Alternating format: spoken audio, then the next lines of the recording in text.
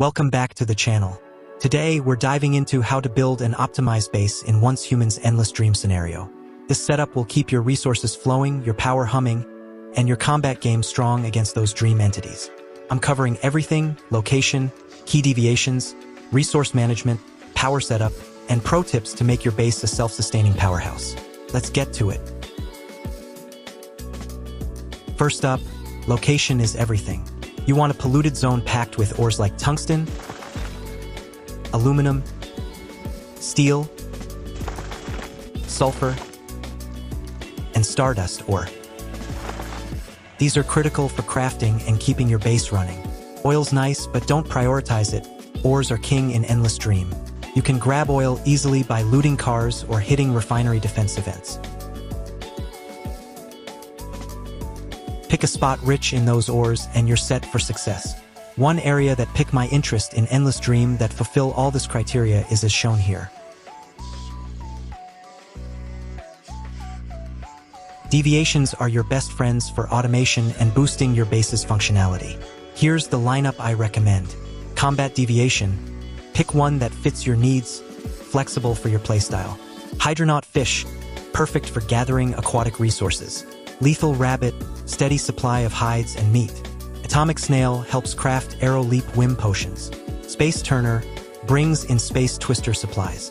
Chef cooks up better food buffs. H37 level 5 material scavenging for a reliable base material supply. Paper Doll, another level 5 scavenger to pair with H37. Ice Pot, optional, swap it for something that suits your build. Beaver, great for log gathering. 10 Digby Boys, these guys run your Stardust mining platform for consistent Stardust ore. These deviations make your base a resource-generating machine while saving you time. Let's talk resources. Keeping a steady supply of materials, ammo, food, and acid is crucial in Endless Dream. For base materials, material scavenging can be a grind, especially with all the dream entity hunting. Deploy H37 and Paper Doll, both at level 5, to automate material collection. Boost this by joining public crisis events or clearing silos for extra materials. For Stardust Ingots for suppression ammo is your go-to for fighting deviants. It outshines other golden grade ammo. Craft it with Stardust Ingots using an automated farm. Those 10 Digby Boys on a Stardust mining platform will keep you stocked. Just note, it's less effective against humanoid enemies like Rosetta or Vultures. Another option that can be a consideration for your best ammo would be the Tungsten AP ammo that can be crafted using tungsten, gunpowder, and Stardust source. All these materials can easily be farmed using our current base setup. For food ingredients, food keeps your base running. If you're not a gardener, then use an alt account with a gardener class to set up morphic crops for automated food production. If you don't have them yet, prioritize grafting. They're a game changer for long-term sustainability.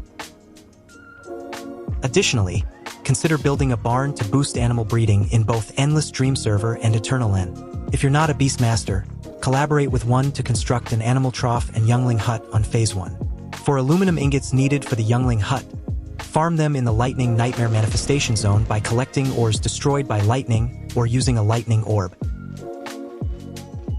For acid supply, set up a mini acid pump. It uses 163 watts but gives you a steady acid supply for crafting throughout the scenario. Check out my tutorial on how to build an efficient acid farm from the link provided in the description. For or supply, your polluted zone should naturally provide tungsten, aluminum, steel, sulfur, and stardust ores. With those 10 Digby Boys, you can automate most of it, but supplement with targeted farming if you're running low. Power is the backbone of your base. You'll need enough to run all your facilities without hiccups. Here's the breakdown. Buffed Deviant Power Generators, each gives 46.2 watts.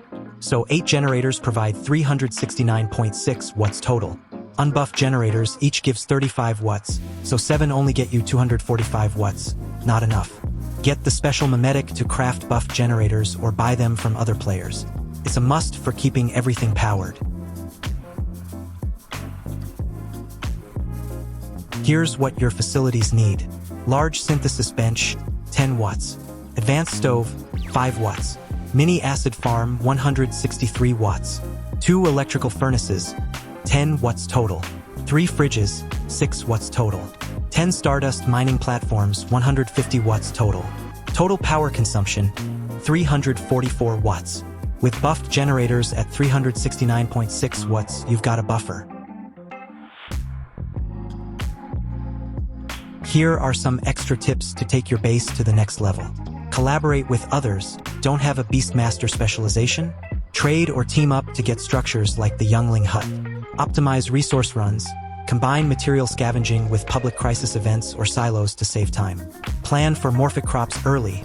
Grafting them is a long-term investment that pays off big for food sustainability. That's the blueprint for an optimized base in Endless Dream. Pick a polluted or rich zone, deploy key deviations like H37, Paper Doll, and Digby Boys, and power it all with buffed deviant power generators.